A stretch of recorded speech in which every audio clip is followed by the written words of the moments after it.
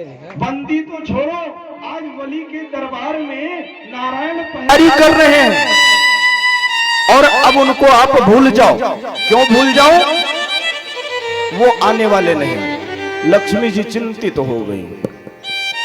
ऋषि आखिर क्यों नहीं आएंगे?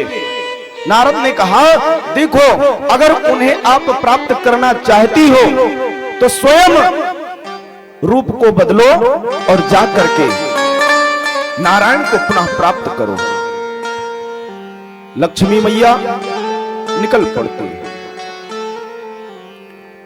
राजा बलि के द्वार पर पहुंची, ब्राह्मणी का वेश लेकर के सायंकालीन का समय रुदन करने लगी। द्वारपाल ने देखा, पूछा, कौन हो, क्यों रुदन कर रही हो? जैसे उसने पूछा, लक्ष्मी जी आज जोर जोर से रुदन करना प्रारंभ कर देती है। ये रुदन का आवाज पहुंच जाता है राजा बलि तक। राजा बलि स्वयं चलकर आते हैं बाहर, देखते हैं एक ब्राह्मणी रुदन कर रही है। राजा बलि ने प्रश्न किया, तुम कौन हो, किस हेतु रुदन कर रही हो, कारण क्या है? आज लक्ष्मी मैया ने कहा कि मुझे आसरा देने वाला कोई नहीं है, कहां जाऊं? ना घर है, ना परिवार है, ना खाने के लिए कुछ है। बलि ने कहा, वाह, अगर आपके पास कोई है नहीं तो मेरे पास भी बहन नहीं है, चलो। महल में लेकर गए। आज राजा बलि लक्ष्मी जी को बहन बना बैठते हैं। लक्ष्मी मैया ने देखा कि मेरे परमेश्वर तो सच में ही जैसे नारद जी ने कहा था, ठीक उसी भांति द्वारपाल की भांति द्वार पे खड़े रहते हैं। मुस्कुराने लगी। भगवान ने विचार किया, भाई मुस्कुरा लो, समय है तुम्हारा। इतने में समय व्यतीत हो रहा था। सावन पूर्णिमा का दिन आ गया। प्रेम पूर्वक लक्ष्मी मैया से बलि ने अपने हस्त में सूत्र बंधन करवाया, बंधवाया। इन बद्धो बलि राजा दानवेंद्रो महाबला। आज भी हम लोग जब कलावा बांधते हैं किसी को तो उसमें राजा बलि को जरूर याद करते हैं। भाव यह है कि मैं तुम्हें रक्षा बांध रहा हूं और तुम सदैव भगवान से रक्षित रहो और सदैव राजा बलि की भांति दान करते रहो, भगवान को प्राप्त करो। माता लक्ष्मी ने जब हाथ में सूत्र बांधा, राजा बलि ने कहा, बहना, नेत्र में अश्रु लिए हुए रुदन करते हुए, बहना, बस इसी सुख की कमी थी, मांगो, क्या चाहिए? लक्ष्मी ने कहा, भैया, आपने मुझे आसरा दिया, बहन बनाया, अब इससे बढ़कर के और क्या चाहिए? बलि ने बार बार आग्रह किया, नहीं बहना, मांगो। लक्ष्मी जी ने कहा, भैया चिंता मत करो, जब समय आएगा मांग लूंगी। समय व्यतीत हो रहा था। इधर राजा बलि के मन में इच्छा हुआ कि मेरी बहना तो विवाह योग्य हो गई, और जब विवाह योग्य हुई है तो इसके लिए वर ढूंढना चाहिए। भगवान नारायण द्वारपाल बन करके दरवाजा पे खड़े थे। बलि ने ऐसा प्रश्न लक्ष्मी जी से कर दिया, बहना, अगर आपका आदेश हो तो आपके लिए मैं वर को ढूंढना प्रारंभ करूं। लक्ष्मी ने कहा, भैया, क्या आप भातृ स्नेह नहीं देना चाहते? मुझे जल्दी क्यों विदा करना चाहते? बलि शांत हो जाते हैं, बहना, जब इच्छा होगी विवाह करने की तो बताना। काफी समय व्यतीत होता है। आज ये बात नारायण को पता चला। जब बावन भगवान को पता चला कि बलि अपने बहना के लिए वर ढूंढने की तैयारी करने लगा है, नारायण को चिंता होने लगी, कहीं ये भक्त मेरा जिद्दी है, ये है, अगर कहीं लक्ष्मी का विवाह दूसरे के संग कर दिया तो मैं तो रह जाऊंगा। वैसे दांव ढूंढने लगे कब मिले लक्ष्मी, छुपके से पूछूं। सायंकालीन का समय था, लक्ष्मी महल से बाहर भ्रमण करने के लिए निकल रही थी। तब तक चोरों की भांति बावन भगवान ने इधर उधर ताक करके लक्ष्मी का कलाई पकड़ लिया। कहां जा रही हो? मैंने तो सुना है कि तुम अब दूसरा वर प्राप्त करना चाहती हो। लक्ष्मी जी भी हास्य विनोद करने लगी। उसमें मेरा क्या दोष है? मुझे ऐसा भाई प्राप्त हुआ है, अगर वो इस सुख को प्राप्त करना चाहता है, मेरा विवाह करवाना चाहता है किसी के साथ, तो इसमें कौन सा अन्याय हो गया?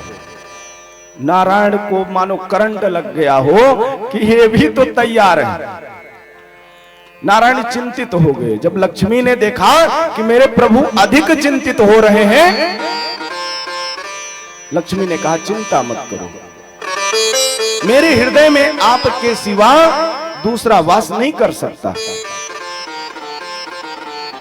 अब माता लक्ष्मी विचार करने लगी कि भाई कब पूछे। इतने में एक दिन राजा बलि ने पुनः प्रश्न किया, बहना क्या आपकी इच्छा अब हुई विवाह करने की? अगर इच्छा है तो बताओ। लक्ष्मी जी ने कहा भैया वैसे तो आपने इतना ममत्व दे दिया है कि अब ये महल छोड़ने की इच्छा नहीं होती, आपसे मैं दूर नहीं जाना चाहती। राजा बलि ने समझाया, बहना एक ना एक दिन तो जाना ही पड़ेगा, जैसा वर चाहिए बताओ। तब तक लक्ष्मी ने कहा, ये जो द्वार पे जैसा खड़ा है, ये जो द्वारपाल है आपका, इसके जैसा अगर वर मुझे मिल जाए तो मैं विवाह कर लूंगी। तो भाई नारायण के जैसा मिलना धरती पर असंभव है। राजा बलि ने चारों तरफ अपने सैनिकों को दौड़ा दिया, सब भगवान का प्रतिबिंब हृदय में समाहित करके खोज रहे हैं, लेकिन बावन भगवान जैसा कोई नहीं मिला। वापस आ गए, महाराज इनके जैसा मुझे लगता है 21 पीस था, मिला नहीं। तब तक बलि को याद आ गया, अरे ये कोई साधारण थोड़े हैं, ये तो नारायण हैं। अगर इनके साथ मेरे बहने का विवाह हो जाता तो मेरा संबंध इनसे जुड़ जाता, आनंदित हो जाता।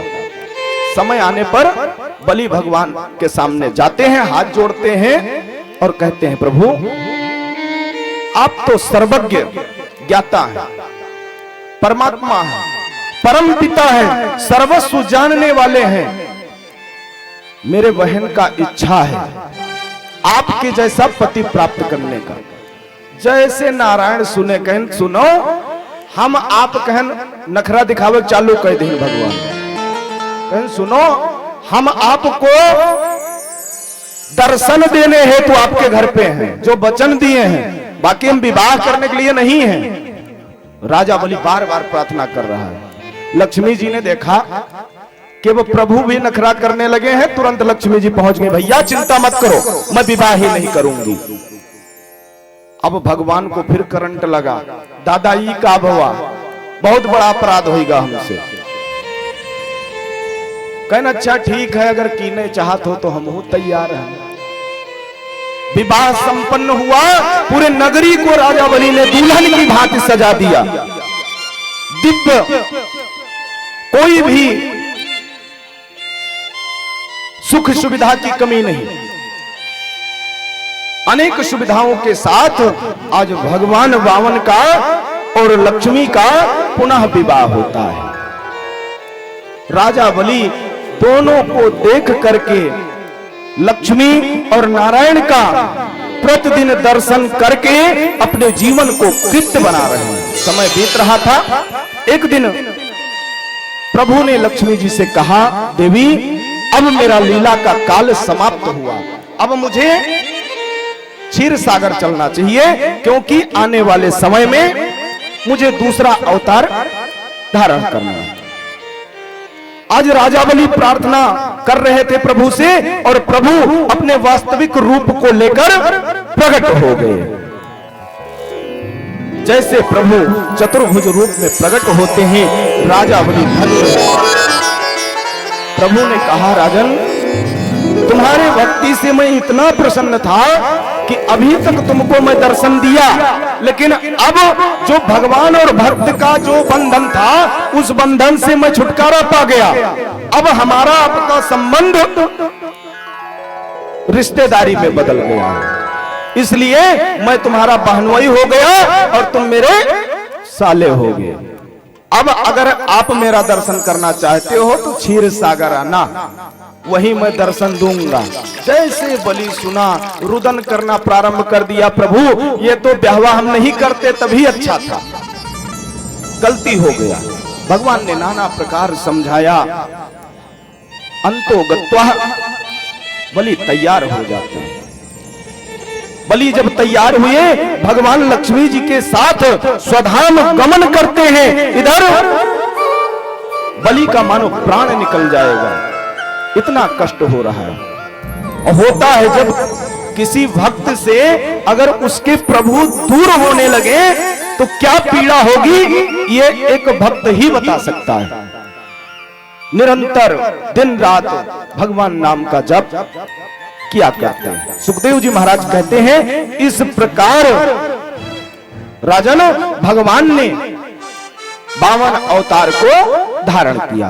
प्रेम से बोलिए वामन भगवान की।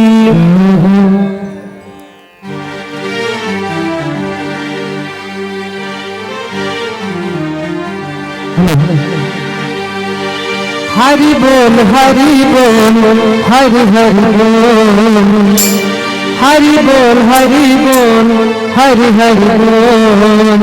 केशव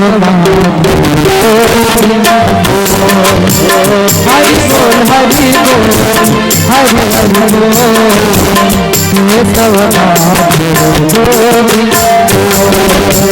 केशव केशव गोविंद बोल, हरि बोल हरि बोल हरि हरि बोल। हरि बोल हरि बोल हरि हरि बोल।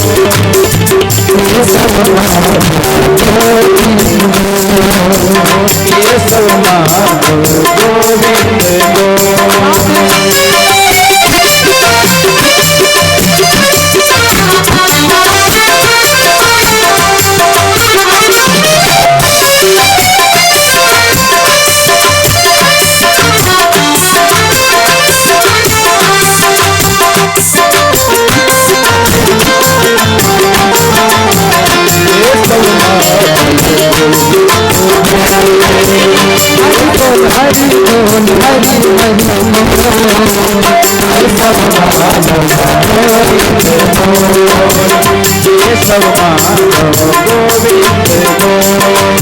नाम प्रभु का है सुखकारी, नाम प्रभु का है सुखकारी।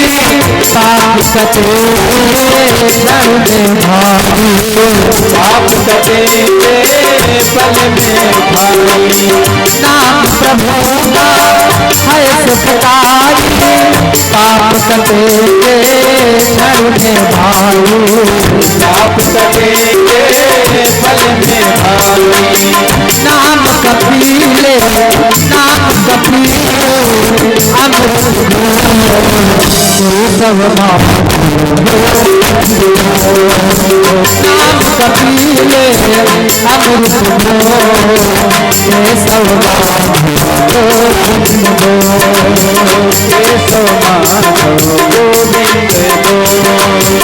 हरि बोल हरि बोल हरि हरि बोल।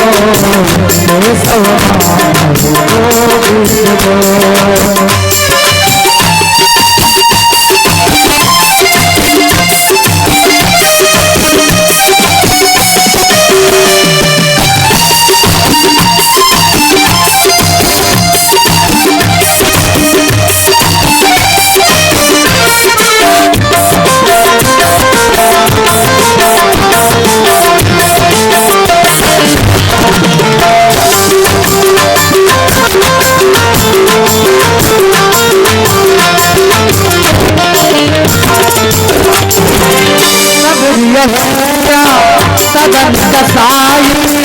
नाम जपन के मुक्ति पाए, नाम जपन के मुक्ति पाए।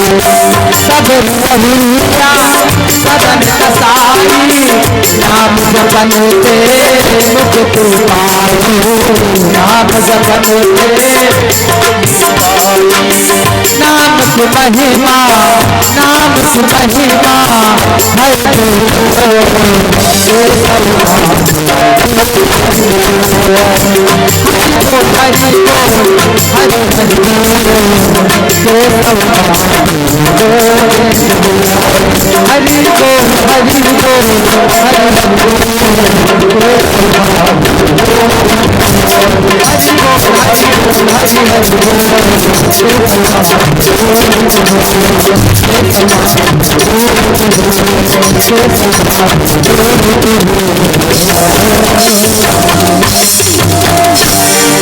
प्रेम से बोलिए श्री लक्ष्मी नारायण भगवान की, श्री द्वारिकाधीश भगवान की। पूर्णेन्दु सुंदर मुख प्रतिभा विरामे, वामे विदेह सुवचिसाम वचिसाम विरामे। गीर्वाणी वाणी भुवना भरणं भवत्या, वंदे दयार्द्र चरणं शरणं जगत्या। श्री सुखदेव जी महाराज कहते हैं, राजन भगवान की लीला अनंत है, जितना भी गाया जाए कम ही है। भगवान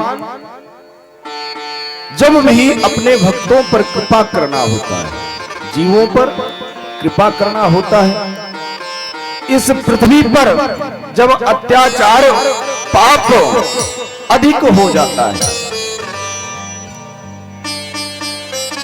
गौ का वध होना प्रारंभ हो जाए, ब्राह्मणों पर अत्याचार, भक्तों पर अत्याचार, साधु पुरुषों पर अत्याचार, पृथ्वी रुदन करने लगती है।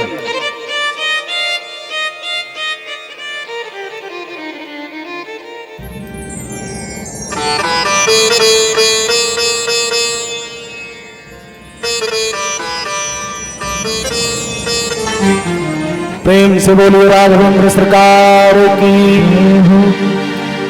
पृथ्वी जब पाप से कंपायमान होने लगती है तो गौ का रूप धारण करके भगवान से प्रार्थना करने पहुंच जाती है और पृथ्वी का उद्धार करने के लिए, भक्तों का कल्याण करने के लिए, देवों के ऊपर कृपा करने के लिए भगवान यहां तक कि कोई भी रूप धारण करना पड़े थोड़ा भी संकोच नहीं करते। ऐसे श्री नारायण है। भगवान वैसे तो उनकी लीला अनंत है, हरि अनंत, हरि कथा अनंता, कहां ही सुना ही बहुविध सब संता। जैसे हरि अनंत है वैसे हरि की कथा भी अनंत है, वैसे ही कहने वाले भी बहुभांत से अपने अपने भक्ति के अनुसार, अपने अपने ज्ञान के अनुसार जैसा भगवान बुद्धि प्रदान करते हैं उसके अनुसार वक्ता श्रोता को भगवान का चरित्र श्रवण कराता है। सुखदेव जी ने कहा, राजन वैसे तो जितना चित्त लगा करके, जितना प्रेम पूर्वक तुम भगवान के चरित्र का रस स्वादन कर रहे हो, कथामृत का पान कर रहे हो, अब तुम्हें मानो कोई भय नहीं है, निश्चित रूप से तुम्हारा कल्याण होगा। काल रूपी सर्प तुम्हारा कुछ नहीं कर सकता। राजन ने कहा महाराज, जब आप जैसे साधु पुरुषों का कृपा, आप जैसे साधु पुरुषों के वाणी से भगवान के चरित्र को सुनना, आपकी कृपा निरंतर मेरे ऊपर बरस रही है, फिर मुझे भय किस बात की? राजन ने प्रश्न किया, महाराज वैसे तो आपकी कृपा बरस ही रही है, जो आपने चरित्र श्रवण कराया उससे मेरा जीवन धन्य हो गया, कृतार्थ हो गया मैं। मानो मेरे कई जन्मों के पुण्य उदय थे, अगर वह ऋषि पुत्र मुझे श्राप नहीं देता तो ये मैं भगवान का चरित्र श्रवण नहीं कर पाता, ये अवसर मुझे नहीं प्राप्त होता। ये जो आप मेरे सानिध्य में बैठ करके व्यास आसन पर सुशोभित होकर के अपने मुखार बिंद से मुझे कथा श्रवण करा रहे हो, ये शुभ अवसर मुझको नहीं प्राप्त होता। नेत्र में अश्रु लिए हुए भक्तिमय होकर के सुखदेव जी महाराज से प्रार्थना कर रहे हैं। सुखदेव जी महाराज जब राजन के ऐसी वाणी को सुनते हैं, आनंदित तो हो जाते हैं, प्रसन्न हो जाते हैं। राजन, तुम्हारे जैसा श्रोता इस धरा पर होना दुर्लभ है। तुम श्रोता ही नहीं अपितु परम श्रोता हो। परम श्रोता की व्याख्या कथा को ध्यान पूर्वक सुनना। वैसे श्रोता तीन प्रकार के होते हैं। उच्च श्रेणी का श्रोता जो होता है वो कथा को सुनता है, अपने हृदय में धारण करता है, उसका निरंतर मंथन करता है। मंथन मतलब चिंतन, और चिंतन करने के बाद जो उसका सार निकलता है, जैसे दही को मथा जाता है ना तो घी निकलता है। दही को मथने के लिए पहले आपको गैया दूहना होगा, गैया दूहने के बाद दुग्ध को गर्म करना होगा, गर्म करने के बाद हल्का ठंडा करना होगा। बहुत प्रक्रिया है, सबको पता है। ठंडा करने के बाद उसमें कहीं से लेके आओ, दही डालो, तब कहीं जाकर के दही जमता है। दही को मथो, अगर टाइम से मथ भी नहीं गया तो मक्खन भी नहीं निकलेगा। ऐसे कथामृत है। अगर समय पर यह हृदय में नहीं व्याप्त हुई, अब प्राण निकलने वाले हों, कोई आवे बतावे अभी 5 सेकंड में प्राण निकल जाएंगे, फिर कहो मैं भगवान का चिंतन करूंगा तो दिमाग में एक कई चीज भरा रहेगा, अभी 5 सेकंड, अभी 5 सेकंड, अभी 5 सेकंड, फिर चिंतन नहीं हो पाएगा। इसलिए भगवान को प्राप्त करने के लिए जब तक हमारा जीवन है, ये मत सोचो अरे अब हम 60 के ऊपर होंगे तब कथा सुनेंगे, अभी हमारी कोई अवस्था थोड़े हुई है।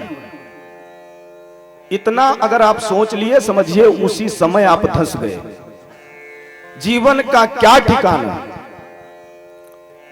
जीवन का कोई ठिकाना नहीं। वैसे भगवान सबको शतायु करें, 100 वर्ष तक जीवन दे, लेकिन उस 100 वर्ष में से जितना अधिक बन सके भगवान का कथा सुनो, श्रवण करो, चिंतन करो, मनन करो। और जब मनन करोगे तो आप रूपी, मनन मतलब मंथन, जब मंथन करोगे, अगर टाइम से मंथन हो गया तो निश्चित रूप से घी निकलेगा अवश्य। उसी प्रकार अगर कथा का टाइम सर आपको सत्य ज्ञान प्राप्त हो गया तो निश्चित रूप से मुक्ति को कोई टाल नहीं सकता।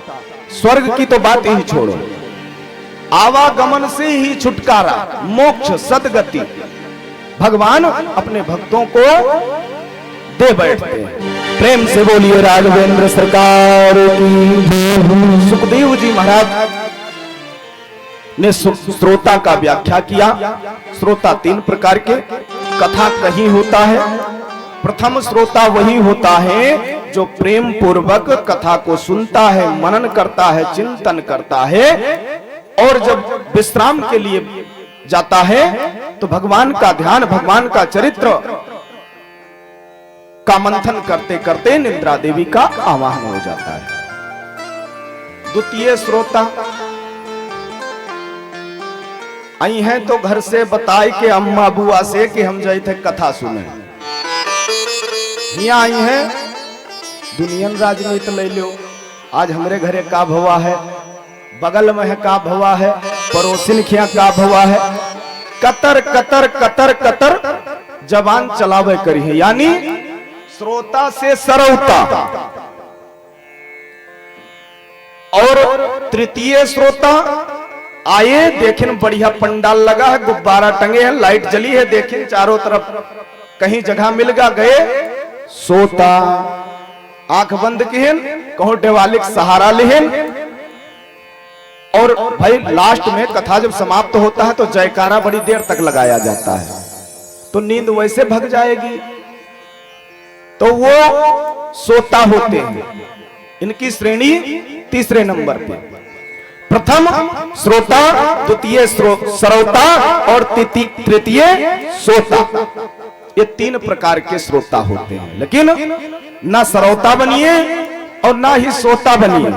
सोना तो बहुत है,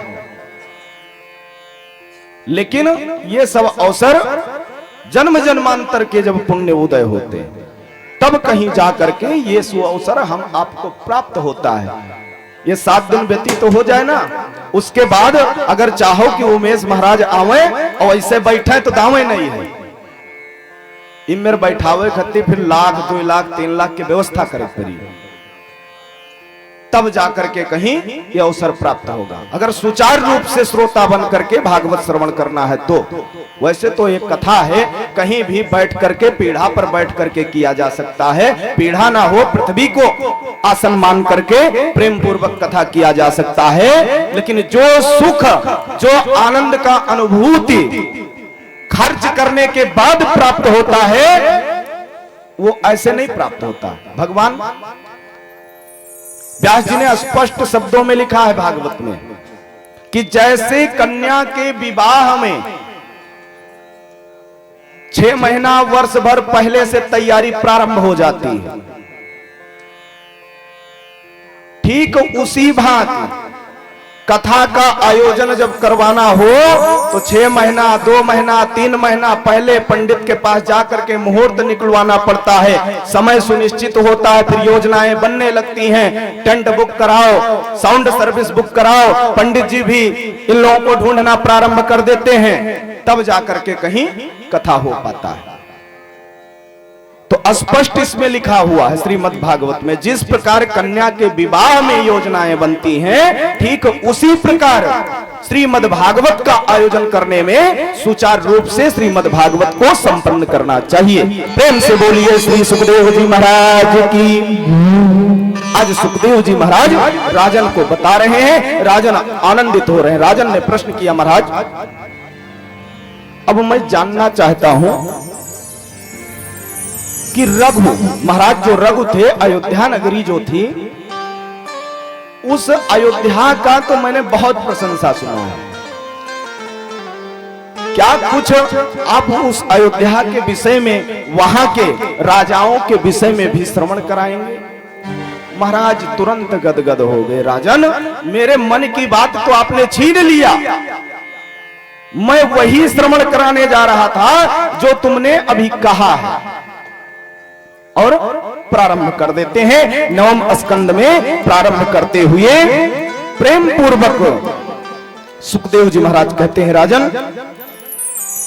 मनवंतराणि सर्वाणि त्वयोतानि श्रुतानि मे वीर्याण्यनंत वेद्यस्य हरेस्तत्र कृतानि च ये भूता ये भविष्याश्च भवन्ति धन्यत्यनाश्च ये तेषां न पुण्यकीर्तानां सर्वेषां वद विद्यमानम्। अयोध्या नगरी मानो साकेत के समान। साकेत मतलब भगवान का धाम, भगवान का हृदय जो होता है उसे साकेत कहा जाता है। उसकी शोभा मानो स्वर्ग के समान। अयोध्या में किसी वैभव की कमी नहीं।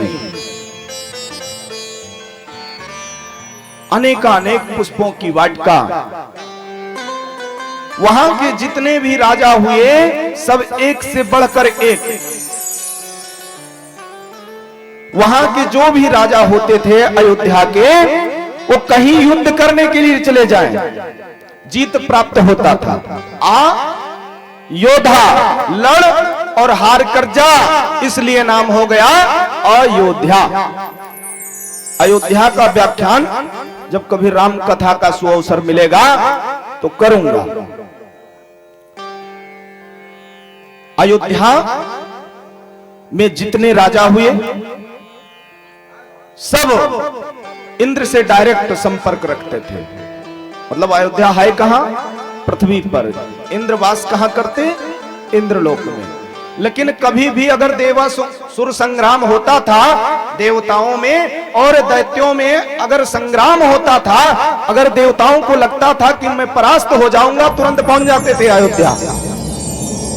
और जो भी राजा होता था उसको साथ लेकर जाते थे, और जब वो राजा पहुंचता था तभी जाकर के देवताओं को विजय प्राप्त होता था। इस प्रकार अयोध्या के राजा होते थे। उसी अयोध्या में एक महाराज हुए नाभाग। नाभाग परम प्रतापी, परम तेजस्वी, प्रजाओं का पालन इस प्रकार करते थे जैसे मानो एक पिता अपने पुत्र का पालन पोषण करता हो। उनका भी विजय पताका इस प्रकार फहराता था कि देवता आदि भी लालायित रहते थे नाभाग महाराज का दर्शन करने के लिए। और वहीं पर एक राजा हुए महाराज अम्बरीश। अम्बरीश चरित्र बहुत ही उत्तम चरित्र है। महाराज अम्बरीश भी नाभाग से कम नहीं, परम प्रतापी, तेजस्वी, सद्गुणों से भरे हुए थे तो क्षत्रिय, लेकिन वेद शास्त्रों का ज्ञान रखने वाले, किसी विद्वान से कम नहीं। महाराज अम्बरीश का एक नियम था। नियम क्या था? वर्ष में 24 एकादशी होती हैं, वो प्रत्येक एकादशी का व्रत रखते थे। व्रत उनका नहीं छूटता था। और व्रत पूर्ण होने पर जब उनको पारण करना होता था तो उनका नियम था, जब तक ब्राह्मणों को, ऋषियों को भोजन नहीं करा देते थे तब तक पारण नहीं करते थे। ऐसा नियम उनका निरंतर चल रहा था। एक दिन उन्होंने एकादशी का व्रत किया। सुखदेव जी कह रहे हैं, राजन, जब उन्होंने एकादशी का व्रत किया, व्रत पूर्ण हुआ, प्रातः काल का जब समय आया, पारण करना था, तो उन्होंने विचार किया कि मैं ब्राह्मण को निमंत्रण दे दूं। इतने में महर्षि दुर्वासा का आगमन हो जाता है। अपने शिष्य परिशिष्यों के साथ, पूरे साधु मंडली के साथ वहां पहुंच जाते हैं। जैसे महर्षि दुर्वासा पहुंचे, अम्बरीश ने सोचा कि अब क्या कहना है। संत पुरुष का दर्शन हो गया, चरणों में गिर गए, प्रार्थना करने लगे, महाराज प्रातःकालीन का समय है, आप भोजन जब कर लेंगे तब मैं पारण करूंगा। निमंत्रण को स्वीकार कर लेते हैं महर्षि दुर्वासा। उन्होंने कहा, अभी प्रातः काल का समय है, मैंने स्नान नहीं किया है, संध्या वंदन नहीं किया है, तो पहले जाकर के मैं सरयू में स्नान करूंगा, संध्या वंदन करूंगा, उसके बाद आकर के मैं भोजन प्रसाद पाऊंगा। और इसी हेतु वो पहुंच जाते सरजू जी।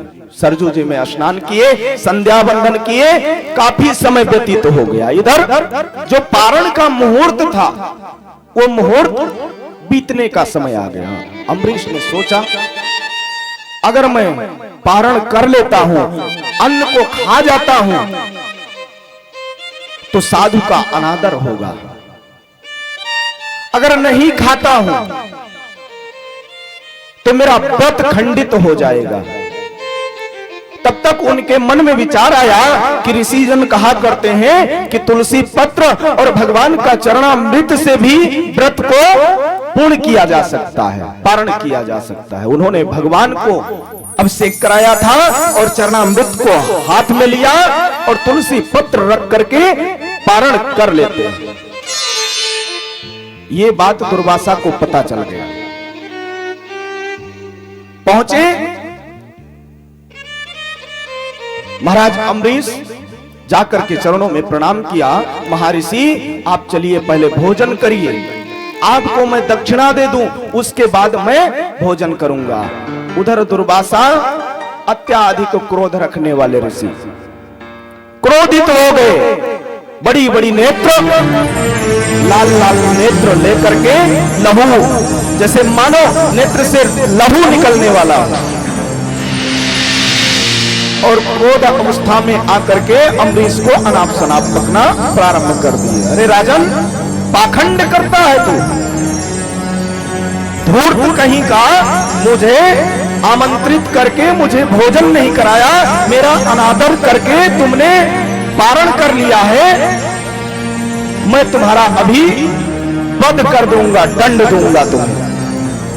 महाराज अम्बरीश परम दयालु, परम सरल हृदय के हाथ जोड़ करके खड़े हो गए। महाराज, मैंने भोजन नहीं किया, मैंने तो भगवान के उस चरणामृत को लिया है जिसका पान करने से समस्त देव प्रसन्न हो जाते, अपितु भगवान ही नहीं, देव ऋषि सब प्रसन्न। अकाल मृत्यु हरणम सर्व व्याध विनाशनम विष्णु पादोदकम कृत्वा पुनर्जन्म न विद्यते, इतनी महिमा गाई गई है भगवान के चरणोदक की। भगवान को स्नान करा के अगर उसका पान किया जाए तो अकाल मृत्यु का हरण हो जाता है। अगर आप प्रातः काल कहीं जा रहे हैं तो अवश्य चरणामृत लेकर ही घर से बाहर निकलिए। अकाल मृत्यु क्यों नहीं होती? क्योंकि भगवान का चरणोदक हृदय से स्पर्श करते हुए हमारे उदर में जाता है, और वो चरणामृत जब तक हमारे उदर में है तब तक अगर मेरा एक्सीडेंट भी हो जाए तो भी मेरी सदगति हो जाएगी, मुझे प्रेत नहीं बनना है। अकाल मृत्यु हरणम, और इतना ही नहीं, ऋषियों ने बताया सर्व व्याध विनाशनम, कोई भी बाधा हो, कोई भी पीड़ा हो, कोई भी कष्ट हो, समस्त कष्ट का हरण करने वाला भगवान का चरणोदक होता है। विष्णु पादोदकम कृत्वा, विष्णु के चरण को धुल करके पियो, पीने मात्र से पुनर्जन्म न विद्यते। पहला फायदा अकाल मृत्यु नहीं होगा, दूसरा फायदा सर्व व्याध दूर हो जाएगा, सर्व कष्ट दूर हो जाएगा, और तीसरा सबसे बड़ा फायदा आवागमन से छुटकारा मिल जाएगा, मुक्ति हो जाएगी, सद्गति हो जाएगी। भगवान ऐसे भक्त को अपना परम धाम प्रदान कर देते हैं। उसी चरणामृत का पान करके महाराज अम्बरीश खड़े हुए हैं, प्रार्थना कर रहे हैं। उधर दुर्वासा क्रोधित होकर के जल कमंडल से जल लिया हाथ में और कृत्या का आवाहन कर दिया। कृत्या प्रकट हो गई। महर्षि आदेश करिए, कृत्या का प्रकट होना, आदेश मांगना। महर्षि ने आदेश दे दिया, अम्बरीश का वध कर दो। और जैसे कृत्या मारने का प्रयास करती है, उधर भगवान ये दृश्य देख रहे थे, उनसे रहा नहीं गया, तुरंत सुदर्शन को आदेश दे देते हैं, जाओ कृत्या का वध करते हुए, दुर्वासा ने महाघोर पाप किया है, मेरे भक्त के ऊपर कृत्या का आवाहन करके। सुदर्शन महाराज तुरंत पहुंच जाते हैं और कृत्या का वध कर देते हैं। कृत्या का वध करते हुए दुर्वासा ऋषि के ऊपर प्रहार करने को सोचते, दुर्वासा अपना प्राण बचाते हुए भाग खड़े होते हैं, भागते हैं, आगे आगे दुर्वासा और पीछे पीछे भगवान का सुदर्शन चक्र। ब्रह्मा के पास गए, उन्होंने मना कर दिया, ये प्रभु ही जाने। रुद्र के पास गए, रुद्र ने तो नेत्र ही बंद कर लिया, प्रभु ही जाने। अंतोगत्वा जब महर्षि को कोई नहीं बचाया, नारायण के पास पहुंच जाते, नारायण मुझसे अपराध हो गया, अपने सुदर्शन को शांत करिए, अन्यथा ये सुदर्शन मुझे मार देगा। भगवान ने कहा, सुनो, मैं तो भक्त के अधीन हूं, भगत के बस में है भगवान, मैं भक्त के अधीनस्थ हूं। इसलिए अगर तू अपना प्राण बचाना चाहता है तो जाकर के अम्बरीश से क्षमा मांग। दुर्वासा दौड़ते हुए पहुंचते हैं महाराज अम्बरीश के चरणों में, जैसे गिरने को सोचते हैं महाराज अम्बरीश हाथ पकड़ लेते, महर्षि मुझसे जो अपराध हुई है क्षमा करिए। दुर्वासा ने कहा पहले क्षमा बाद में, पहले सुदर्शन को शांत कराओ। आज महाराज अम्बरीश हाथ जोड़ करके प्रार्थना करते हैं, सुदर्शन शांत हो जाते हैं। अंत में प्रेम पूर्वक दुर्वासा को ले जाकर के चरण धुलते हैं, चरणामृत लेते, सिंहासन पर बिठा करके आरती करते हैं। फिर दुर्वासा को महर्षि भोजन कराते हैं, प्रसाद खिलाते हैं। ऐसे ऐसे इस प्रकार भक्त भी और प्रजाओं का पालन करने वाले भी एक से एक धुरंधर अयोध्या में राजा हुए। अयोध्या में महाराज त्रिशंकु की कथा तो आप सब सुने होंगे, रामचरितमानस के माध्यम से। उन्होंने स्वर्ग अयोध्या में ही निर्माण करवा लिया था। ऐसे ऐसे तेजस्वी महाराज हरिश्चंद्र, जिनके दान की गाथा आज भी होती है। महाराज हरिश्चंद्र परम दानवीर, हर प्रकार से चूकते नहीं थे। सुखदेव जी कह रहे हैं राजन, उनके दान की महिमा का यश पूरे पृथ्वी लोक में ही नहीं अपितु देवलोक में फैल गई। देवताओं ने सभा का आयोजन किया। आयोजन कैसा कि अगला इंद्र किसे बनाया जाए, तो जो सबसे अधिक धर्म किया होगा, दान किया होगा, उसी को इंद्र बनाया जाएगा। उस समय महाराज हरिश्चंद्र का नंबर आया। हरिश्चंद्र का जब नंबर आया तो उस सभा में महर्षि वशिष्ठ बैठे हुए थे। वशिष्ठ ने सोचा अगर राजा को इंद्र बना दिया गया तो अयोध्या का पालन पोषण कौन करेगा। उन्होंने विश्वामित्र को याद किया। महर्षि वशिष्ठ विश्वामित्र को याद करते हैं, योजना बना देते हैं। योजना कैसा कि हरिश्चंद्र को जाकर के स्वप्न में दर्शन दो, और वो जो यज्ञ करने वाले हैं उस यज्ञ का खंडन तभी हो सकता है जब उनके पास दान करने के लिए, यज्ञ करने के लिए धन ही नहीं बचेगा। आज हरिश्चंद्र भगवत कृपा से स्वप्न में रात्रि का समय सो रहे थे।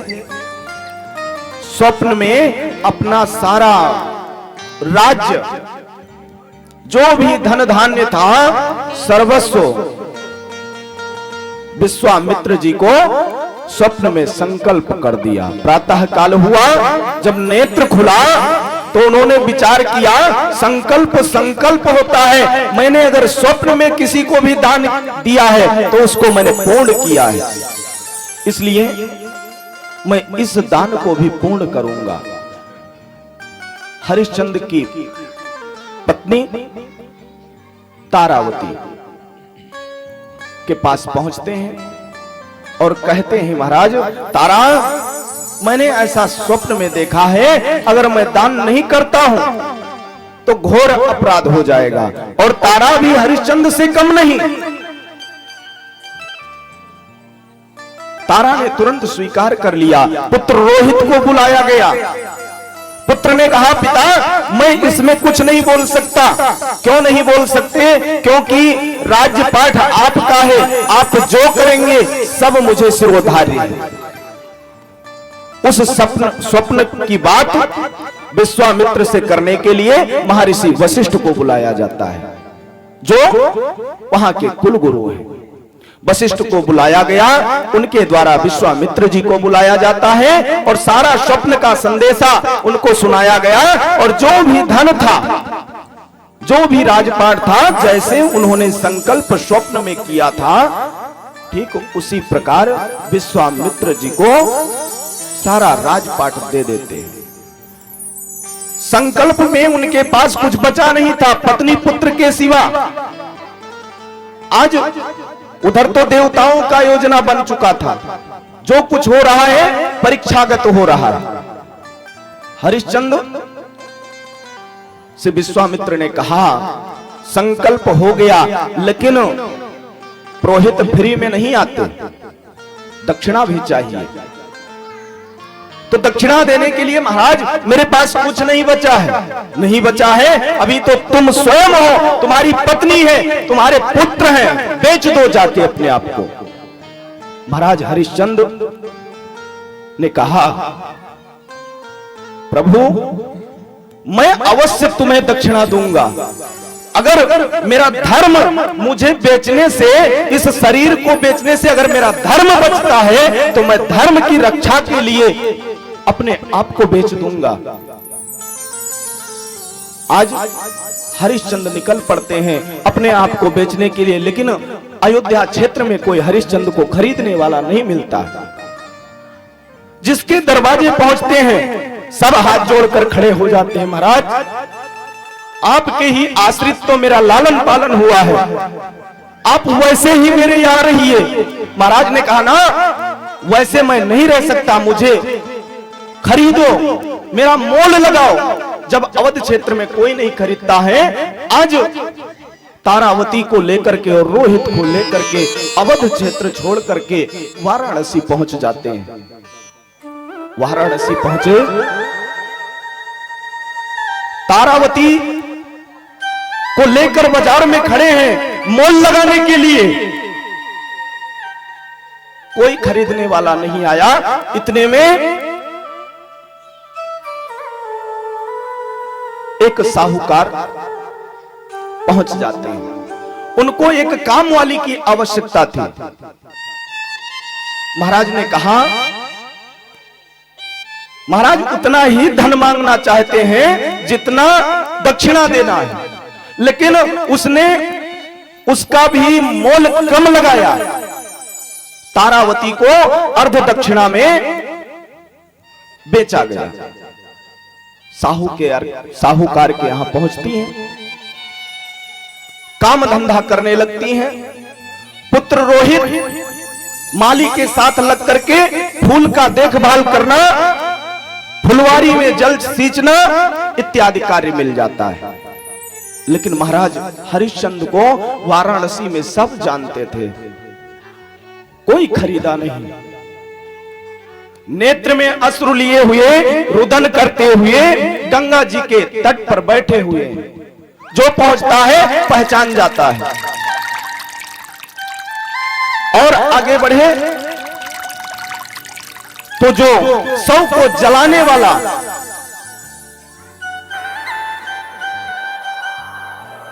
था, उसका नाम था कल्लू, डोम था। उसने देखा कि कोई घाट पे बैठ करके रुदन कर रहा है, पहुंच गया, पूछा राजन से। राजन ने कहा, मुझे अपने आप को बेचना है, मेरा मोल लगाओ। कल्लू ने कहा कि मैं तुम्हें खरीदूंगा, लेकिन तुमको कर रूप में जो मैं दूंगा, दक्षिणा जो अभी मैं मुद्रा दूंगा, उसको तुम्हें पाटने के लिए मेरे यहाँ जो शव जलाया जाता है उनसे कर की असूली करनी पड़ेगी। हरिश्चंद्र तैयार हो जाते हैं और लग जाते हैं श्मशान पर। लहास को जो जलाने के लिए ले जाता है उससे कर असूलते हैं और जीवन व्यतीत हो रहा है। फिर भी उनको जो दक्षिणा देना है, इतने पे भी पूर्ण नहीं हुआ। भगवान दर बदर भटका करके परीक्षा लेना चाहते हैं हरिश्चंद्र का, लेकिन हरिश्चंद्र ने अपना सत्य नहीं छोड़ा, सत्य मार्ग का वो त्याग नहीं करते हैं। हृदय में थोड़ी भी करुणा नहीं आती। भगवान का स्मरण करते हुए, धर्म को याद करते हुए निर्वाहन कर रहे हैं। समय व्यतीत हो रहा था। इधर एक दिन रोहित पुष्प वाटिका में पुष्प चुनने गया था। तब तक भगवान को लीला करना था। भगवान का आदेश होता है और एक नाग पहुंच जाता है, रोहित को डस लेता है। नाग के डसने पर रोहित की मृत्यु हो गई। सुबह से संध्या हो गया, तहां तक महारानी तारा को सूचना नहीं दिया गया कि तुम्हारा पुत्र सर्प के डसने से उसकी मृत्यु हो गई है। तारा को सायंकालीन समय पे संदेशा प्राप्त हुआ। रुदन करने लगी, अपने मालकिन से कहती है, मालकिन मेरा पुत्र मर चुका है, सुबह से संध्या हो गया है, मुझे अब संदेशा प्राप्त हुआ है, मुझे छुट्टी दे दो ताकि मैं जाकर के अपने पुत्र को देख सकूं। उसने कहा, सुनो, अभी घर में बर्तन मांजना बाकी है, घर के काम काज को पूर्ण करके ही तुम्हें जाना होगा। तारा हृदय में ममत्व को लिए हुए रुदन करती हुई सारे कार्य को निपटा रही है। अंत में पहुंचती हैं, अपने पुत्र को देखती हैं। पुत्र के ऊपर इतनी मक्खियां लग रही थी कि उस दशा को देख करके तारा से रहा नहीं गया, सीने से लगा लेती है, रुदन करने लगती है। चारों तरफ देखा, कोई नहीं उठाने वाला। पार्थिव शरीर को गोदी में लिया, स्वयं ले जाकर के गंगा जी के तट पर पहुंच जाती है। उधर महाराज हरिश्चंद्र वहां के रखवार बने बैठे हैं।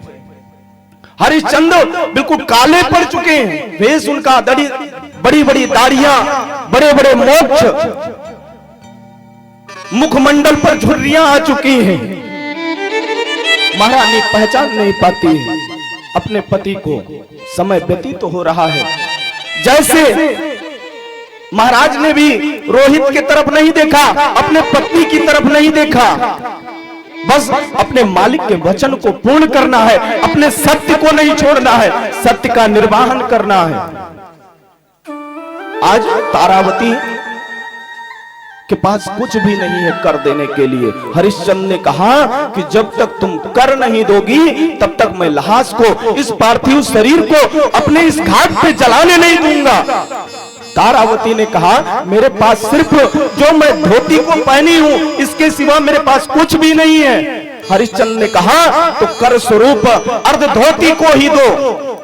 आज कर स्वरूप तारावती रुदन करते हुए आधी धोती का 2 टुकड़ा करती हैं, एक टुकड़ा कर रूप में देती है हरिश्चंद्र को, और एक टुकड़े में अपने पुत्र को लपेट करके अग्नि संस्कार करवाती है। इतनी करुणता प्रभु से देखा नहीं गया। प्रभु ने आदेश किया, हरिश्चंद्र कभी अपने सत्य को नहीं छोड़ सकता, अब इसकी कितनी परीक्षा लोगे। प्रकट हो जाते हैं। प्रभु जब प्रकट हुए, साथ में मुनि नाथ को लेकर के, मुनि को लेकर के, नाथ और मुनि दोनों हैं। विश्वामित्र भगवान का दर्शन पाकर के हरिश्चंद्र प्रार्थना करने लगे, प्रभु आपका दर्शन पाके मेरा जीवन धन्य हुआ। प्रभु कहने लगे, जिस प्रकार तुमने धर्म का निर्वाहन किया है, इस धर्म को देख करके मैं तुम्हारे ऊपर अत्यधिक प्रसन्न हूं। मांगो, क्या वरदान चाहते हो, जो मांगोगे मैं दे दूंगा। तुम्हारा राजपाट सब मैं वापस कर रहा हूं, तुम्हारा पुत्र जीवित हो रहा है। राजा हरिश्चंद्र ने कहा, भगवान अगर देना ही चाहते हो तो मुझे एक वचन जरूर दीजिए। भगवान ने कहा, मांगो। हरिश्चंद्र ने कहा, प्रभु जैसा परीक्षा आपने मेरा लिया है, ऐसा परीक्षा किसी दास का नहीं लेना। हो सकता है वो मार्ग, सही मार्ग छोड़ करके कुमार्ग गामी ना बन जाए। भगवान ने कहा, चिंता मत करो भक्त। नाना प्रकार से ऐसे ऐसे सुखदेव जी ने राजन से कहा। राजन के नेत्र में अश्रु करुणता से कथा को श्रवण कर रहे हैं। सुखदेव जी महाराज प्रेम पूर्वक हरिश्चंद्र के चरित्र को श्रवण करा रहे हैं। हरिश्चंद्र के चरित्र को जब श्रवण कराए, राजन ने प्रश्न किया, महाराज इस चरित्र को सुन करके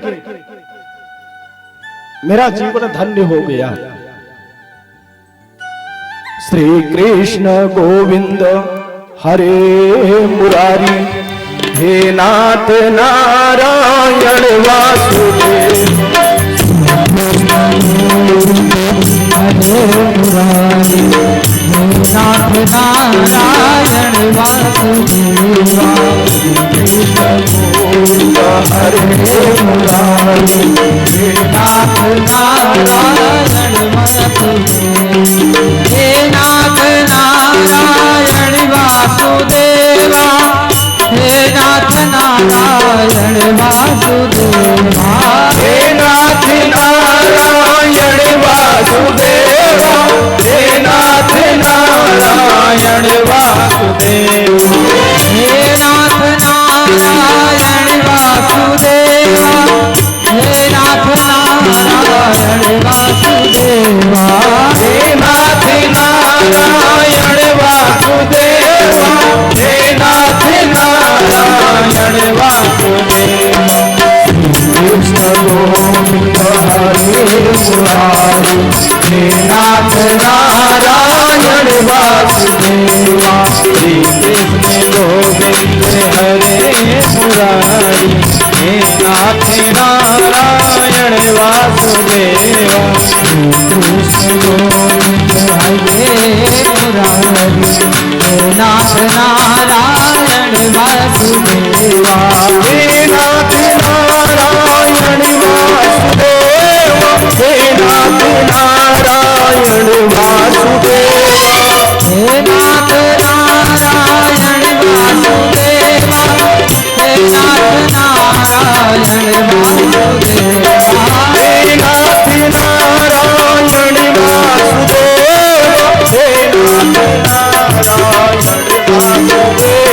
वासुदेवा, हे नाथ नारायण वासुदेवा, हे नाथ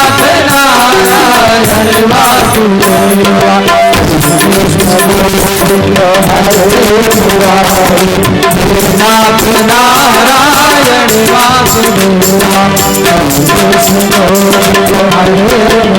नाथ नारायण वासुदेवा, नाथ नारायण वासुदेवा, नाथ नारायण वासुदेवा, हे नाथ नारायण वासुदेवा, हे नाथ नारायण वासुदेवा, हे नाथ नारायण वासुदेवा, हे नाथ नारायण वासुदेवा, हरे मुरारी, हे नाथ नारायण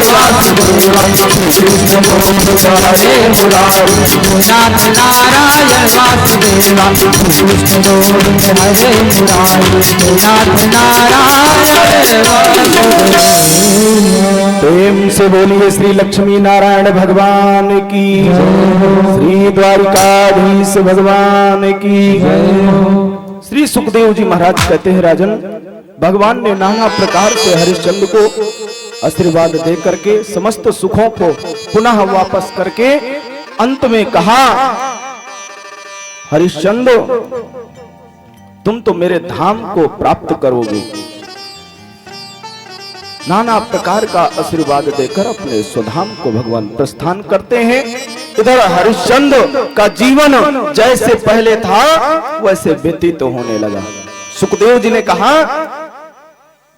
उसी कुल में महाराज सगर हुए और महाराज भागीरथ जिनके द्वारा गंगा जी इस धरा पर आई, ऐसे ऐसे महातेजस्वी तपस्वी अयोध्या में हुए कि कुछ भी नहीं कहा जा सकता, सब देवतुल्य। उस सूर्य वंश में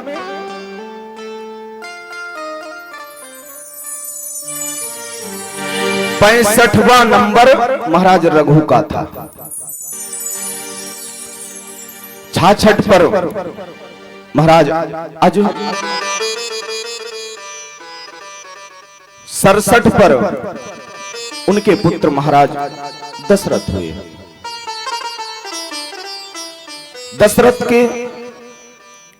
दशरथ जैसा भी अयोध्या में कोई दूजा नहीं हुआ।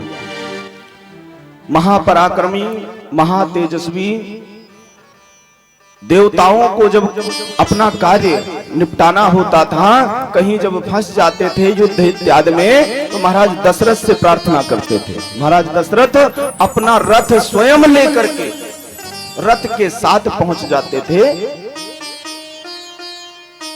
देवताओं का साथ देने के लिए। वो भी प्रजा का पालन इस प्रकार पिता पुत्र की भांति, सबका सब दशरथ के राज्य में सुखी हो रहे थे, आनंदित हो रहे थे। लेकिन देववश दशरथ जी का जीवन व्यतीत हो रहा था। चौथापन प्रारंभ होने वाला, केस सफेद हो गए। एक दिन उन्होंने दर्पण में देखा कि मेरा जीवन तो व्यतीत हो रहा है और केस श्वेत हो रहे हैं। तब उनको चिंता हुई, किस बात की? क्योंकि संतान नहीं थी। एक बार भूपत मन माही, भई ग्लानि मोरे सुत नाही। उस चिंता को लेकर के अपने गुरुदेव के पास पहुंच जाते, गुरु वशिष्ठ जी के पास, जो महाराज दशरथ के कुल गुरु हैं। पहुंचे, प्रार्थना की, महाराज क्या मेरा जीवन ऐसे ही व्यतीत हो जाएगा? अयोध्या में दूसरा कोई राजा या राजकुमार नहीं आएगा? महाराज ने जब ऐसा कहा, वशिष्ठ ने कहा चिंता मत करो, अब वो समय आ गया है। तो जब वो समय आ गया है तो फिर आप अपनी कृपा दृष्टि मेरे ऊपर क्यों नहीं करते? उन्होंने कहा देखो, यज्ञ मुझसे नहीं संपन्न हो सकता, उसके लिए पुत्र प्राप्ति के लिए आपको एक पुत्रेष्ठ यज्ञ करना होगा। महाराज दशरथ ने कहा तो प्रभु आप आदेश करिए, उसकी व्यवस्था बनाई जाए और जितना हो सके उतना धन खर्च करते हुए, दान करते हुए पुत्रेष्ठ यज्ञ को संपन्न करिए। उन्होंने कहा कि वह यज्ञ महाराज श्रृंगी के द्वारा संपन्न होगा। श्रृंगी को बुलाया गया, यज्ञ प्रारंभ हुआ और उसी यज्ञ में देववश जब भगवान को देना होता है तो छप्पर फाड़ के देते हैं, और जब नहीं देना होता तो आप कुछ भी करते रहो। आज प्रभु ने महाराज दशरथ के ऊपर कृपा बरसाना चाहा। अग्निदेव यज्ञ नारायण के सानिध्य में अग्निदेव हव्य यानी खीर लेकर के प्रकट हो गए अग्निकुंड से। वह खीर ऋषि के हाथ में आया, ऋषि से दशरथ को दिया गया और दशरथ से उसका भाग बना करके तीनों रानियों को दिया गया। महारानी कौशल्या, सुमित्रा, कैकेयी उस हव्य को खाती हैं। प्रसाद स्वरूप हव्य प्रसाद को खाने के बाद भगवान कृपा से गर्भ धारण हो जाता है। भगवान आज माता कौशल्या के गर्भ में आकर प्रविष्ट हो जाते हैं। अपनी लीला उस अयोध्या में दिखाना चाहते हैं। इधर सुखदेव जी ने प्रश्न किया, महाराज सुखदेव जी से राजन ने प्रश्न किया, महाराज भगवान किस युग में आया? ये लीला जो दिखाने जा रहे हैं प्रभु, ये किस युग का बात है? उन्होंने बताया कि ये त्रेता युग की बात है। आज भगवान जब गर्भ में पहुंचते हैं, अयोध्या मानो स्वर्ग के समान सुगंधित हो गई हो। समय व्यतीत होने लगता है, कौशल्या के गर्भ को 9 मास पूर्ण होने को आ जाते हैं। चैत्र मास प्रारंभ हो जाता है। धीरे धीरे गोस्वामी बाबा लिखते हैं कि वो दिन आ ही गया।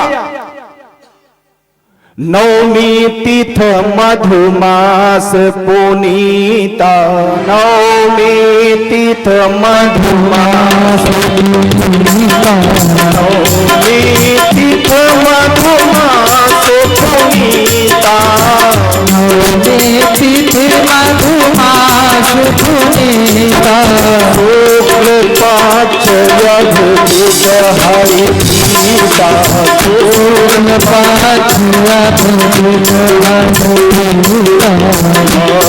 दिवस अति शीतल धामा, दिवस अति शीतल धामा, पावन लोक करे विश्रामा, पावन काल लोक विश्रामा, पावन काल लोक विश्रामा, पावन काल लोक विश्रामा, शीतल मंद सुरभि बहवाओ, शीतल मंद सुरभ बहवाओ, हर्षित सुर संतन मन खाओ, हर्षित सुर संतन मन खाओ, मन कुसुमति गिरि गाने मनियारा, मन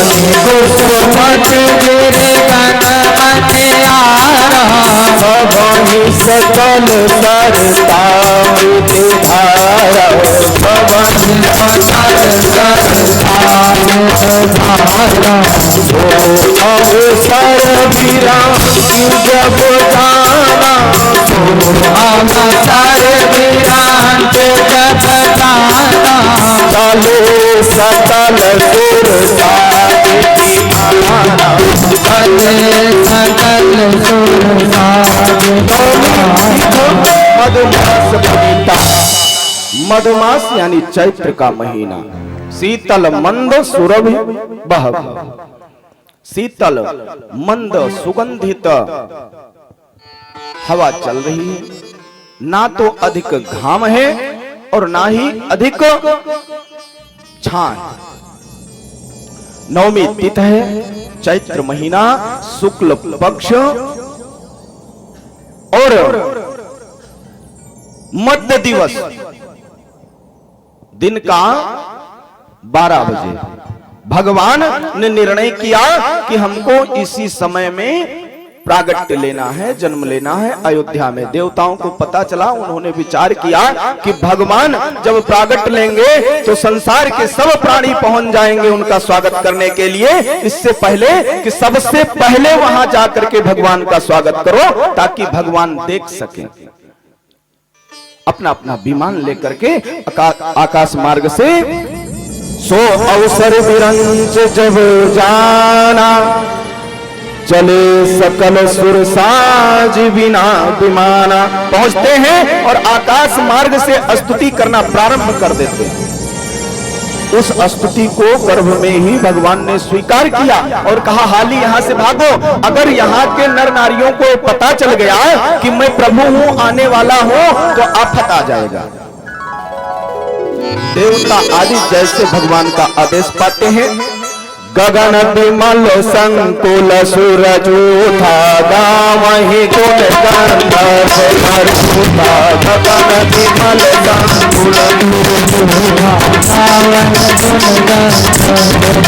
स्वागत कर रहे हैं देवता, आज पुष्पों की वृष्टि कर रहे हैं। बरसाई सुमन सुमन जलधारी, बरसाई सुमन सुमन जलधारी, लुलाई गगन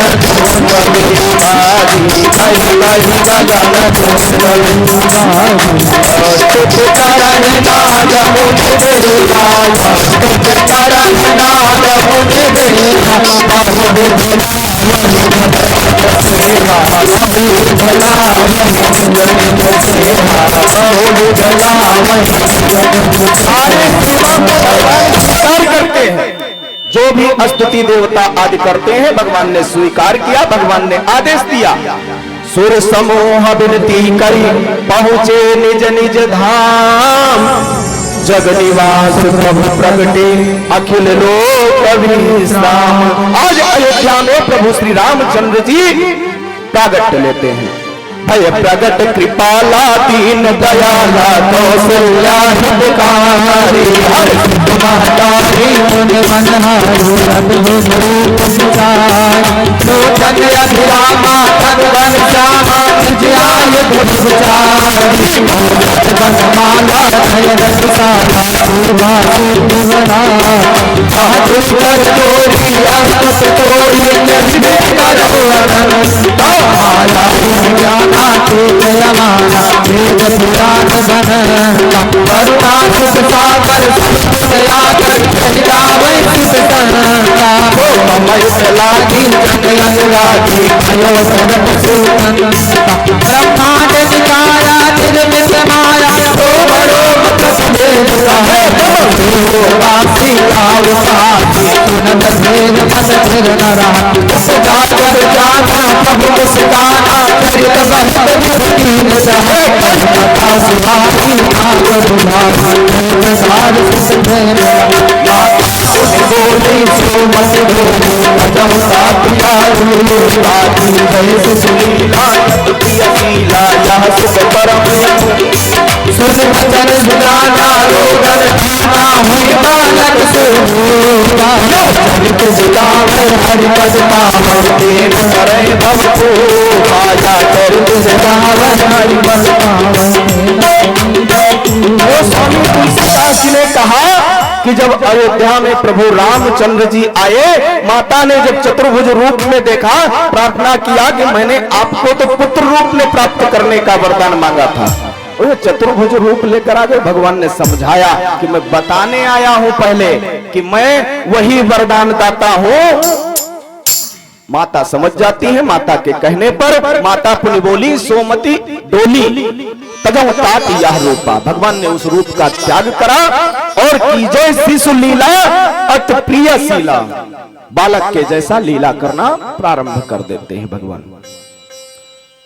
आज ऐसे दृश्य को देख करके देवता आदि भगवान के कहने पर अयोध्या तो छोड़ दिए, लेकिन कुछ और दूर जाकर के दूरबीन लगाकर देख रहे थे। देख करके हर्षित हो रहे हैं। बाबा ने कहा कि जो इस चरित्र को गाएगा, यह चरित्र जे गावहि हर पद पावे। हर मतलब नारायण का पद उसको प्राप्त होता है। हरि पद पावे तेन परे भव कूपा। भव मतलब तापत्रय, उसमें वो नहीं पड़ता। जो भक्त इस चरित्र का गान करता है, भगवान का शरण, भगवान का धाम प्राप्त करता है, वो भव के बंधनों में नहीं पड़ता है। विप्रधेनु सुर संतहित लीन मनुज अवतार। निज इच्छा निरमित तनो माया गुण गोपार। प्रेम से बोलिए श्री रामचंद्र भगवान की। रामचंद्र जी अपने बाल लीलाओं को दर्शाते हुए बड़े होते हैं, जनकपुर पहुंचते हैं, विवाह होता है। आप सब जानते हैं राम जी के कथा को, क्योंकि समय बहुत कम है। ठीक 12 बजे भगवान कृष्ण जी को भी लाना है। तो संक्षिप्त में सुखदेव जी महाराज ने राजा को श्री रामचरितमानस, श्री राम जी का चरित्र श्रवण कराया और उन्होंने कहा कि राम जी के वंश में लव के द्वारा अयोध्या का पुनः विस्तार हुआ। विस्तार होने के बाद त्रेता युग समाप्ति का समय आ गया। त्रेता युग और द्वापर युग का संधि का समय आ जाता है बंधु। इधर सुखदेव जी महाराज कहते हैं द्वापर युग प्रारंभ हो गया, और जब प्रारंभ हुआ तो उस युग में जब अत्याचार बढ़ने लगा, भगवान से देवताओं ने प्रार्थना किया, महाराज त्रेता में तो आकर के अपने भक्तों का कल्याण किया, लेकिन द्वापर में भगवान ने कहा चिंता मत करो और अत्याचार बढ़ने दो। और उसी अत्याचार के बीच में महाराज उग्रसेन जो मथुरा के आधिपत्य हैं, आधिपति हैं, राजा हैं, परम सरल स्वभाव, सत्यव्रती, धर्म का पालन करने वाले, प्रजाओं का पालन इस भांति करते हैं जैसे एक पिता पुत्र या पुत्री का पालन करता। महाराज उग्रसेन की पत्नी पवन रेखा एक दिन रथ पे सवार होती हैं और वन में भ्रमण करने हेतु तो निकलती है और धीरे धीरे अनेकानेक प्रकार के पुष्प लगे थे उसी वाटिका में पहुंच गई। पुष्प वाटिका में जब पहुंची तो एक राक्षस अपना माया दिखाने के लिए पहुंच जाता है। महाराज उग्रसेन का वेश लिया, उसका नाम था दुर्मलिक। दुर्मलिक नाम का राक्षस महाराज उग्रसेन का वेश लेकर के पवन रेखा के पास पहुंच गया। पहुंचा, पवन रेखा समझ नहीं पाई और पवन रेखा के साथ उस राक्षस का संसर्ग होता है। जब संसर्ग समाप्त हुआ, आज वह राक्षस अपने वास्तविक रूप को लेकर प्रकट हो गया। जब प्रकट हुआ, पवन रेखा व्याकुल हो गई, अरे ये तो मेरे साथ घोर अन्याय हो गया, रुदन करने लगी, यहां तक कि अपने प्राण को छोड़ने का विचार कर लिया। दुर्मलिक ने समझाया कि सुनो, तुम्हारे गर्भ में जो मेरा तेज प्रविष्ट हुआ है, उस तेज से जो बालक उत्पन्न होगा तो वो राक्षस, स्वभाव उसका राक्षस जैसा, लेकिन उसका उद्धार करने के लिए श्री नारायण को स्वयं आना पड़ेगा। आज पवन रेखा रुदन करते हुए उस वाणी को सुन करके थोड़ा संतुष्ट होती हैं। चलो जो भी हुआ सो अच्छा हुआ, मेरे पुत्र का कल्याण करने के लिए नारायण को आना होगा। वापस आती हैं, ये बात को किसी से नहीं कहती। गर्भधारण हो जाता है, समय आने पर आज पवन रेखा के गर्भ से वो कंस का जन्म होता है और जन्म होते ही पृथ्वी कंपायमान हो जाती है।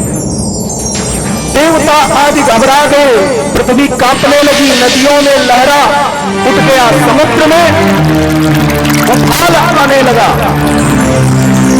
ऐसे दृश्य को जब देवताओं ने देखा तो देवता समझ गए कि जिस समय का भगवान को इंतजार था वो समय अब बहुत जल्द ही आ जाएगा।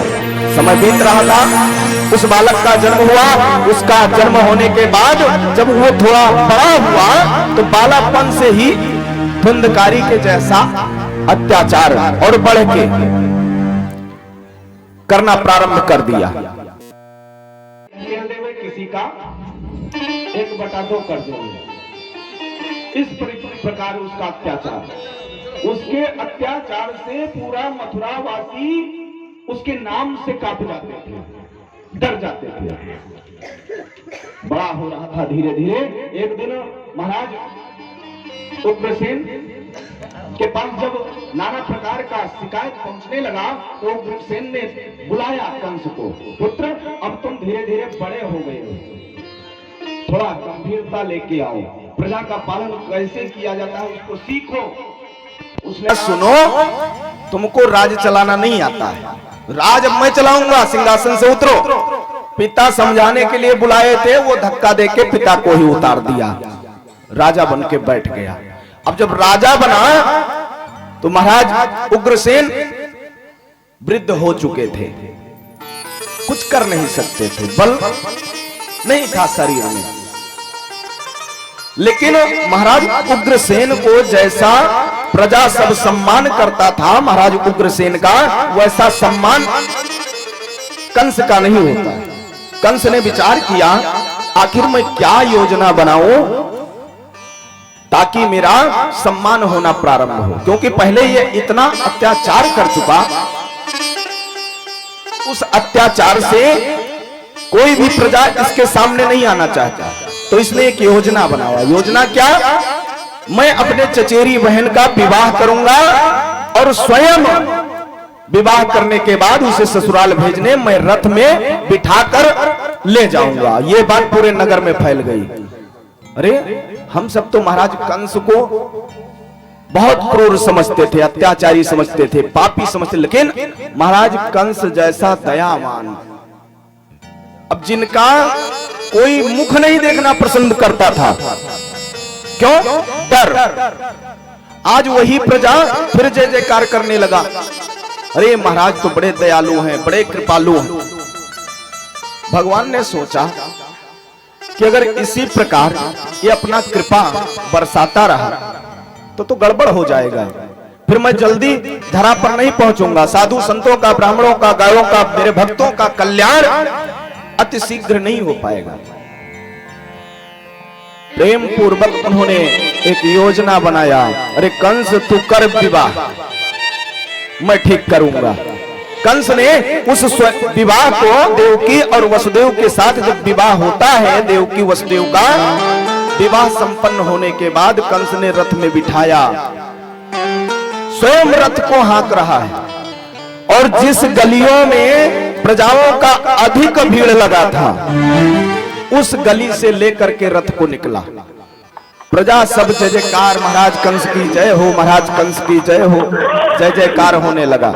भगवान ने कहा अब देरी मत करो, तुरंत आकाशवाणी होगी, अरे मूर्ख कंस, तू जितनी प्रसन्नता के साथ जिस बहन को ससुराल भेजने जा रहा है, इसी बहन का 8वां संतान तेरा काल होगा। अब डोरी को पकड़ रखा था, उतने पे हाथ रुका रह गया, सन्नाटा फैल गया, बिल्कुल स्तब्ध। कंस कुछ बोल ही नहीं पावे, मानो 11,000 वोल्टेज का करंट लगा हो। व्याकुल, अरे ये क्या हो गया?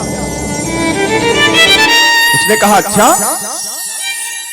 इतनी प्रसन्नता के साथ मैं जिस बहन को भेजने जा रहा हूं, इसका 8वां संतान काल होगा, तो जब बहन ही नहीं बचेगी तो संतान कहां से आएगा? केस को हाथ में लपेटा और रथ से नीचे खींचा, तलवार को निकाला, जैसे प्रहार करना चाहा, वसुदेव जी हाथ को पकड़ लेते हैं, अरे कंस तू तो राजा है, हम सब प्रजा हैं, कुछ कृपा दिखाओ। तुम्हें 8वें संतान से भय है ना? आकाशवाणी ने 8वें संतान को काल बताया है, ना कि देवकी को, ना कि मुझे। मैं तुम्हें 8वां संतान दूंगा, जो करना होगा करना। जैसे वसुदेव जी ने हाथ को पकड़ा, कंस को सद्बुद्धि आ गई। सद्बुद्धि आई क्योंकि वसुदेव जी परम साधु पुरुष थे, स्पर्श मात्र से सद्ज्ञान आ गया, और जब सद्ज्ञान आया उसने भी विचार किया, चलो ठीक कह रहे हैं। समय बीतने लगा, कारागार में डाल दिया। प्रथम पुत्र का जन्म हुआ, वसुदेव जी ले गए, कंस के सुपुर्द कर दिए, लो जो करना हो करो। कंस ने सोचा काल तो 8वां पुत्र है, प्रथम पुत्र को मारने से मुझे क्या मिलेगा? देवताओं ने सोचा अरे अगर ऐसे ये दयावान होता रहा तो जब पाप बढ़ेगा ही नहीं तो भगवान आएंगे कैसे? देव ऋषि को भेज दिए।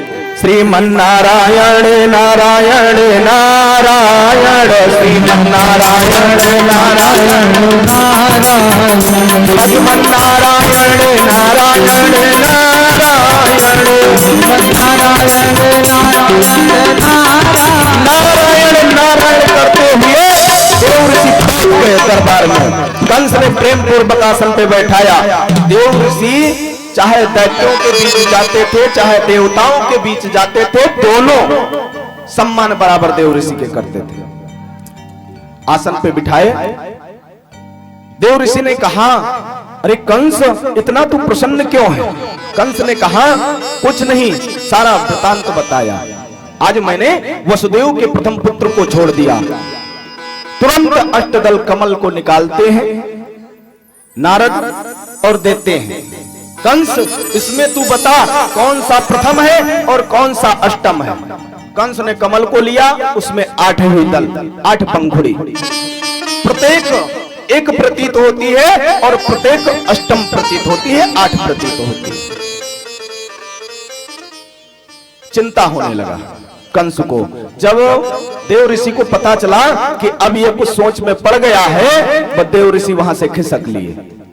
इतने में उसे ज्ञान आ गया, कुछ नहीं, देव ऋषि मुझे यही समझाना चाहते थे कि 8वां भी पहला हो सकता है, पहला भी 8वां हो सकता है, इसलिए पहले को मत छोड़ो। तुरंत सैनिकों को बुलाया, जाओ वसुदेव से कहो पुत्र लेके आवे। मार दिया। एक एक करके 6 पुत्रों का वध कंस ने किया। 7वां गर्भ जब धारण हुआ देवकी को, भगवान ने अपने माया के बल से उस गर्भ को गर्भ से परिवर्तित हो गया। आज वो गर्भ रोहिणी के गर्भ में पहुंच जाता है और इधर हल्ला हो गया मथुरा में कि देवकी का 7वां गर्भ क्षीण हो गया है, नष्ट हो गया है। भगवान का कृपा, पृथ्वी रुदन करते हुए भगवान के पास पहुंची, प्रभु विलंब मत करो, चलो जल्दी से। भगवान ने कहा, काहे को चिंता कर रही हो, बस मैं आने वाला हूं। बहुत कंस का अत्याचार बढ़ रहा है। देवक्या पालितो गर्भे, ध्यान दीजिए, देवक्यो पालितो गर्भे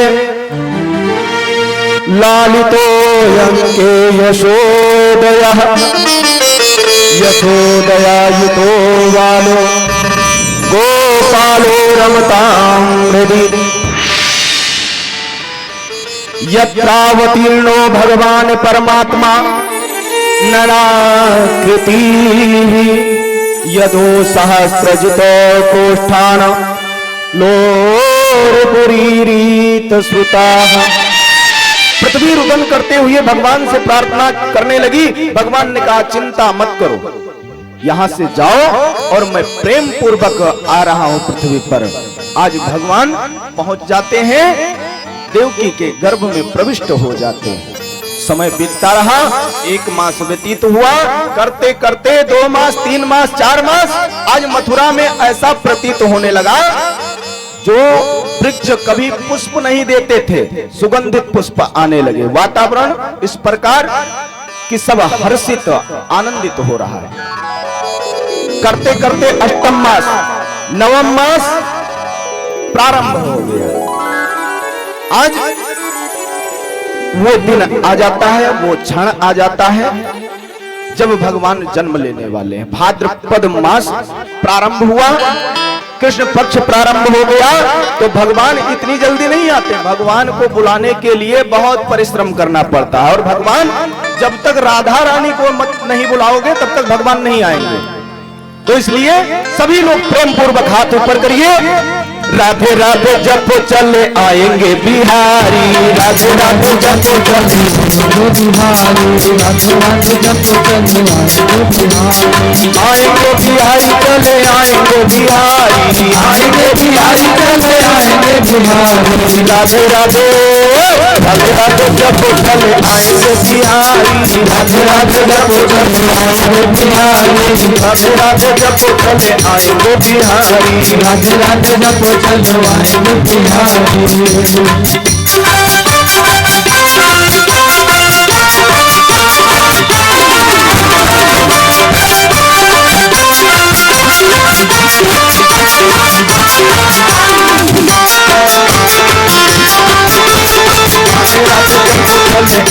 बिहारी। राधे राधे जप चलवाएंगे बिहारी। गोविंद मेरो है, गोपाल मेरो है, गोविंद मेरो है, गोपाल मेरो है, गोविंद मेरो है, गोपाल मेरो है, गोविंद मेरो है, गोपाल मेरो है। बाबू बिहारी नंद लाल मेरो है, बाबू बिहारी नंद लाल मेरो है। राधे राधे राधे राधे जप चले आएंगे बिहारी, राधे राधे जप चले आएंगे बिहारी, आएंगे बिहारी, चले आएंगे बनवारी। बिहारी आएंगे बिहारी चले आएंगे बनवारी राधे राधे राधे जब चल आएंगे बिहारी राधे राधे जब चल आएंगे बिहारी राधे जब चल आएंगे राधे राधे राधे राधे जब चले आएंगे बिहारी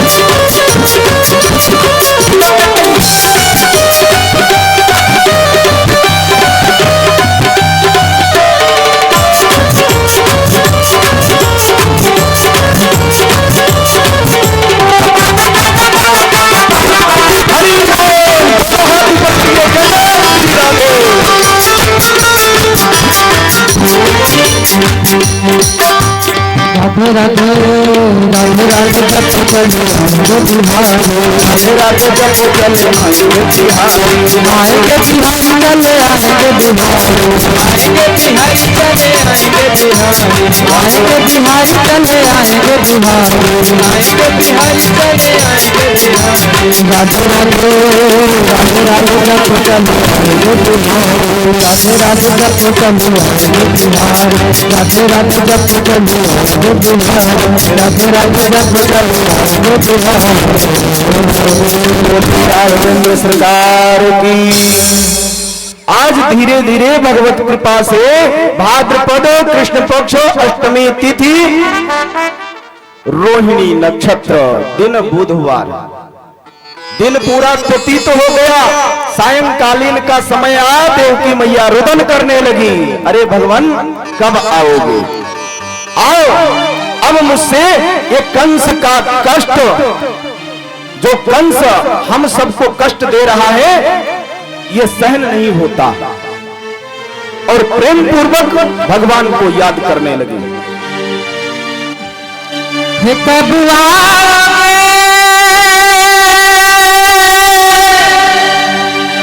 कब आओगे,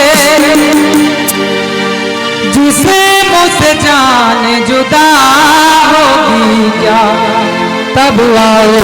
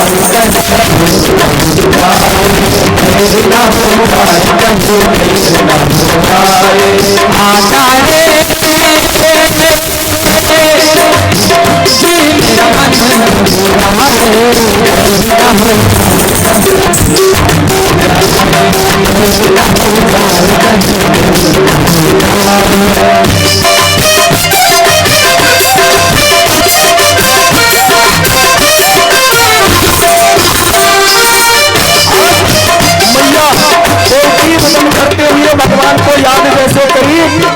आज उसी कारागार में भगवान प्रकट हो गए, चतुर्भुज रूप लेकर के माता ने प्रार्थना किया, प्रभु आप आ गए हो, ये जीवन धन्य हो गया। आज प्रेम पूर्वक देवकी ने जब भगवान का दर्शन किया आनंदित हो गई। सुखदेव जी महाराज कहते हैं, राजन भगवान का प्रागट्य होना। देवकी मैया ने कहा, प्रभु आप तो चतुर्भुज रूप लेकर आए हैं, शिशु रूप में आइए और उपदेश करिए कि आखिर मुझे करना क्या है। भगवान ने स्वयं उपदेश दिया कि मुझे ले जाकर के प्रेम पूर्वक नंद बाबा के यहाँ भेजाओ, रास्ते में कोई तकलीफ नहीं होगी, कोई दिक्कत नहीं होगा। देवकी ने कहा, प्रभु कैसे, केवाड़ तो सब बंद है, बेड़ी लगी हुई है, ताला बंद है, पहरेदार है। प्रभु ने कहा, काहे को चिंता कर रही हो, ये चतुर्भुज काहे, चतुर्भुजी क्यों नाम पड़ा, सब मैं शांत कर दूंगा। भगवान का माया होता है और भगवान की कृपा से केवाड़ खुल जाता है। पहरेदार सब सो चुके थे। आज वसुदेव जी प्रभु को सोफा में लिटाते हैं और प्रेम पूर्वक सारे ताले वो क्या बात हो गई, खुल गए सारे ताले वो क्या बात हो गई, जब से जग में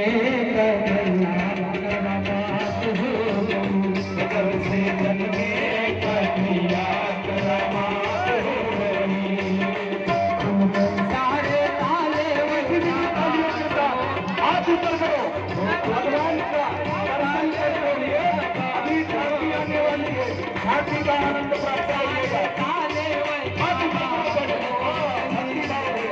भूल गए सारे काले वही क्या बात हो गई, जब सूजन गए कराना हो, जब से जब में कराना हो गई।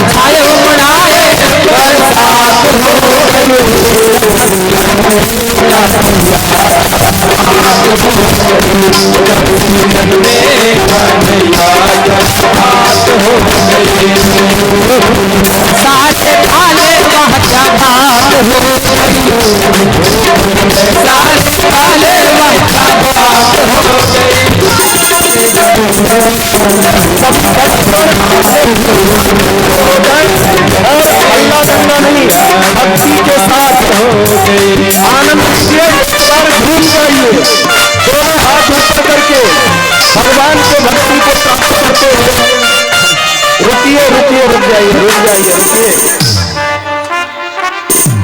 चलो ठीक है।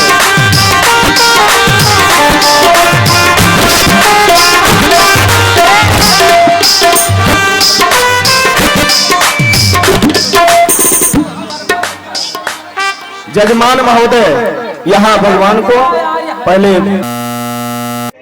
ओम मंगलम भगवान विष्णु मंगलम गरुड़ध्वजा मंगलम पुंडरीकाक्ष मंगलाय तनोहरि। ओम स्वस्ति न इंद्रो वृहस्पतिः स्वस्ति न पूषा विश्ववेदाः स्वस्ति नस्तार्क्ष्यो अरिष्टनेमि स्वस्ति नो बृहस्पतिर्दधातु। ओम द्योः शान्तिरन्तरिक्षं शान्तिः पृथिवी शान्तिरापः ब्रह्म शांति सर्वं शांति शांति शांति श्यामा शांतिरेधि यतो यतः शमै हसे ततो नो भयं गुरु शन्नः गुरु प्रजाभ्यो भयं नः पशुभ्यः शांतिर्भवतु। प्रेम से बोलिए श्री बालकृष्ण भगवान की। चलिए प्रारंभ करिए।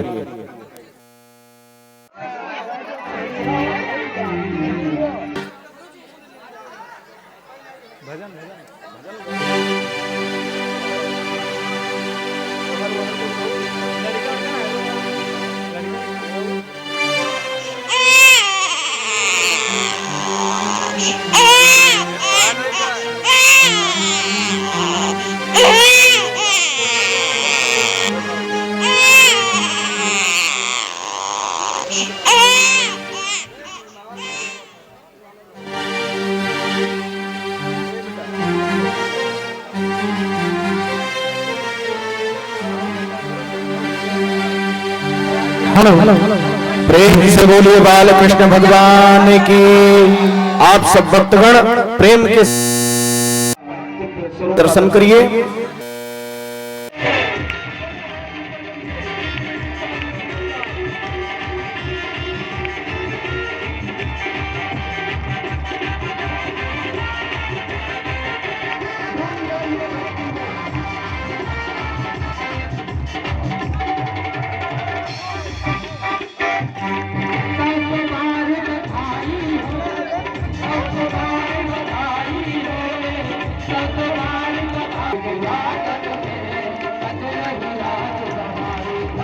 आंगन में बज रही आज बधाई, नंद के आंगन में बज रही आज बधाई।